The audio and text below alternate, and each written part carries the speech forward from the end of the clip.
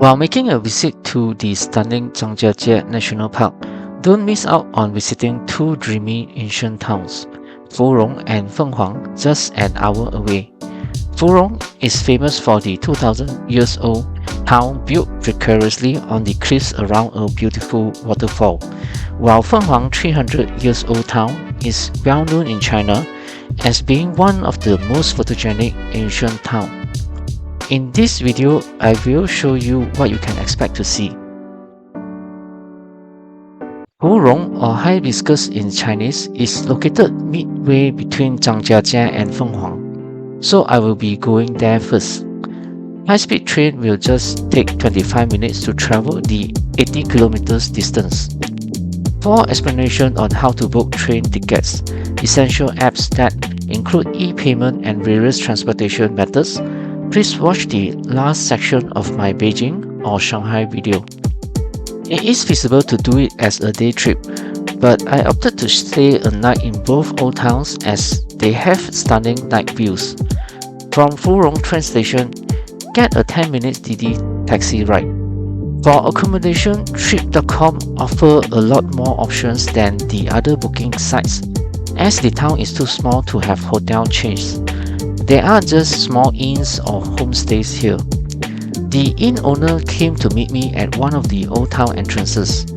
There is a renminbi 108 entrance fee that is valid for 3 days. Do choose a hotel by the river. Note that normally inns do not have small fridge or safe in the rooms. Get this brochure from your inn, which has a small map. The town is not big. Doing the circular route shown here will only take 3 hours. I started from where my inn is located, but you can start at any point in the loop. The closest point of interest for me is Two Sea Kings Palace, which is built on top of a cliff. This was the summer retreat for Two Sea King, or head of Tujia minority. Now it is an inn and restaurant. Furong is predominantly inhabited by Tujia ethnic minority. The next stop is Yinan Square, which is just a small empty lot. However, this is one of the best spots from this side of the waterfall to take photos. As the spot is up on a cliff, it provides an expansive view of the waterfall with the town behind it built around the cliffs. Following the path will bring you down towards the waterfall. On the way, you will pass by more viewpoints where you can take pictures of the waterfall. The path will actually bring you beneath and behind Furong waterfall. The waterfall is about 60 meters high and 40 meters wide. Here you will see a small cave that has a few statues that represents the history of Tujia people. According to local history, Tujia people were escaping war and came to this area to survive. The cave was big enough then to accommodate thousands of people, but most of it has collapsed now. The path will lead you to the other side of the waterfall. The landscape gallery is a sheltered walkway with pictures depicting Furong town, and it leads you to the Furong town tower. From the tower, it is one end of Woolly Slate Street. This is the oldest street in Furong town, stretching about 2.5 kilometers. Paved with small slates, there are houses and shops on both sides. The buildings here are very beautiful, ethnic Tujia style, called Jiao Lou. Quite an atmospheric place to walk around, especially at night when the lanterns are lighted up, which I will show later in the video. On Woolly Slate Street, do look for any restaurant with a view of the waterfall to have lunch. The food prices are 50% higher than what I saw in Zhangjiajie. I guess this is the best spot in town to take photos of the waterfall with the background of the clusters of Jiao buildings and Two Sea Kings Palace. It is a bit past the restaurant area that you can get to the river crossing just above the waterfall. Here you can take a closer photo of the cluster of Jiao buildings. The end of Woolly Slate Street brings you to the Hand Weaving Hall. This area is the town square and it is where the performance stage is located. There are free folk dances and singing at 4:30 p.m. and 7:30 p.m. The 4:30 p.m. session is a bit shorter at 20 minutes long, while the one at night is close to 40 minutes long. And the night performance is also more elaborate and larger number of performance. I will show the night performance later in this video. Just next to the area is the Xizhou Bronze Pillar, which marks the peace treaty between Chu and Xizhou states. The pillar you see is a replica of the original that sank into the river long ago. And last landmark is the Tusi King Bridge located just beside the Xizhou Bronze Pillar. It is a beautiful stone bridge with wooden structure. It is a good spot to admire the buildings at both sides of the river. At 4 p.m. there is a 15 minutes folk song performance here, and that completes one loop around a Furong ancient town. There are newer parts of Furong town outside of this area, but visitors specifically come to these ancient town areas. Once evening arrives, Furong gets lighted up and it looks truly magical. I walked the whole loop again after dinner. If you don't want to walk the loop again, just go to the best photo spots, Yinan Square, the restaurants overlooking the waterfall, Woolly Slate Street, and Tusi King Bridge. For dinner, if you don't mind the expensive price, it is lovely getting a meal with waterfall view. At 7:30 p.m, remember to go to Hand Weaving Hall to see the night folk dancers performance. As you can see, there are much bigger crowd for this session. Most of them are day trippers and they will leave Furong after the performance ends. Throughout the day, you will see groups of tourists arriving on buses. It gets busy when you encounter them. However, they don't stay overnight, so there will be times when there are very few people around. Do check the performance times with your inn in case they change it. Just a bit after the performance ends, the whole town will be pretty quiet, except for some tourists that came specifically to take night photos in ethnic Miao costume. If you can spare the time, I would recommend staying a night here for the night views. Consider it a slow travel location and take the time to relax here. A quick reminder to help like and subscribe to my channel for the next travel video.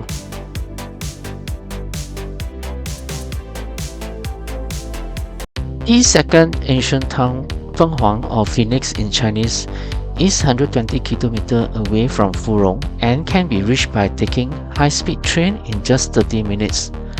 Then take a DD taxi for 20 minutes to reach the old town, which is about 10 km away. There are no entrance fee unlike Furong. The taxi will drop you off in front of the Rainbow Bridge or Hongqiao. The bridge was first built in 1368, but it has been renovated. Inside it, both sides are flanked by shops selling souvenirs and snacks. For accommodation, again, Trip.com offer a lot more options, and usually the inn staff will meet you near the Rainbow Bridge. Do pick one that is beside the scenic river. The rooms usually come with inside screens that you should keep close. The inn will have this map of Fenghuang, but I find it confusing as the streets are not to scale. You will see this map board around the town and it is easier to use. Take a photo when you see it. The old town area are in yellow and there are few locations that require tickets in green numbers. I will show later why they are not worth going in. The recommendation is to walk the red route along the river. There is a boat cruise that takes you from A to B, but I think it is optional. The bar street is on one side of the river and I recommend not to stay on that side. Choose inns that are located at the opposite side near the old town area. Fenghuang is most certainly in the top 5 most famous and photogenic ancient towns in China. and it has been popular for many years. Hence, you can expect to see a lot more tourists here than Furong. It is a bit less crowded in the morning and afternoon, but gets progressively crowded into the evening. The main charm is the ancient towers, walls, bridges, streets, and the traditional steep houses. This used to be a garrison town. That's why there is a 6-kilometer long wall and tower fortifications. The area is mostly populated by ethnic Miao and Tujia. As you walk along the loop I recommended along the Tuojiang River, you can see some antique stilted buildings of Tujia minority, especially near both sides of Rainbow Bridge and around Huilong Pavilion. These are iconic photo spots of Fenghuang. However, over the years, less and less remain as they get replaced with newer buildings.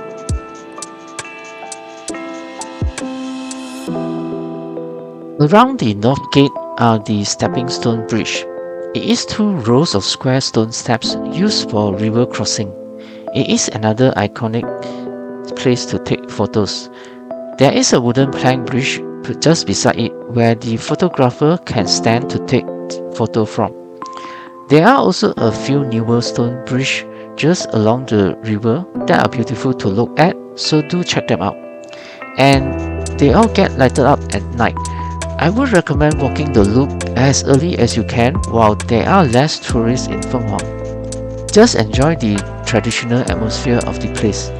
Fenghuang transforms into a busy, noisy and happening place in the evening, which I will show later. There is a 15-minute boat cruise that you can take from point A to B. It costs renminbi 118 for a combo ticket, which includes the entrance to the 6 locations I indicated in this map. As the views you see on the boat cruise is the same as what you will see walking the loop, I think it is optional activity. If you like to take the cruise, I recommend just get the tickets solely for the cruise at the pier. This is because the 6 locations in the combo ticket are quite disappointing. I will show briefly some of them. Former residence of Sun Chongwen. He is one of the greatest modern Chinese writer, but the house is fairly modest. Former residence of Xiong Siling. He served as Prime Minister of Republic of China for 7 months during Yuan Shikai era. Again, a very modest place. Yang's Ancestral Hall. This is the ancestral hall for those surnamed Yang in the town. It is said that they are descendants of a Song Dynasty general. Longevity Palace. The building used to serve various purposes, but currently it hosts an art exhibition. Westgate Tower, where you can see a few cannons in it. My recommendation is to just walk around the Old Town area without specifically going into the prior mentioned locations. At the Cultural Square, there is a statue of a phoenix, the symbol of the town. As in with most public square in China, there will be groups of people dancing, singing, and exercising. This wall bears the name of the town in Chinese. I will leave you with some view of the streets in Old Town. Not as atmospheric as the area by Tuojiang River, so you should prioritize the areas besides the river first. The Old Town Wall is free to access.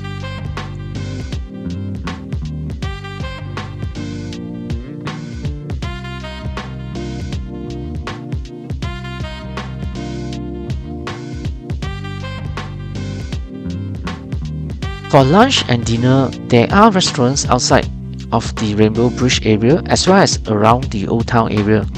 I only saw Chinese restaurants in both areas. Prices are cheaper than those in Furong Town, though still more expensive than in Zhangjiajie. When the night arrives, it is when Fenghuang really comes alive. Everything are lighted up. The town walls, the towers, the inns and bars on both sides of the river and bridges. The whole town is really beautiful. The downside is that everyone knows how beautiful Fenghuang is, and you can see here how crowded it is. If you like to take dreamy ancient town photos, do it in the morning. While at night, just come and enjoy the lively atmosphere. The Old Town riverside will be busy with tourists taking pictures in traditional male costumes. There are shops around the town that offer costume rental, makeup, and photography services. While the opposite side has more than a dozen bars playing live music, mostly playing Chinese, Cantonese, and Taiwanese songs. The bars do stop the music by 11:30 p.m.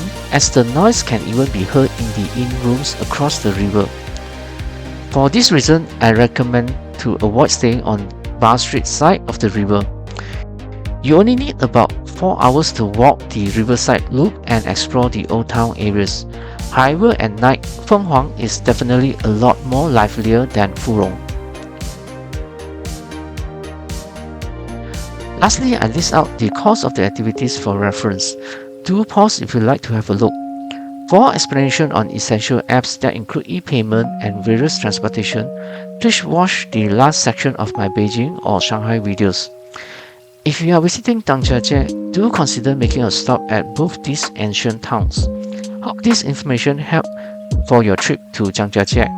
A quick reminder to help like and subscribe to my channel.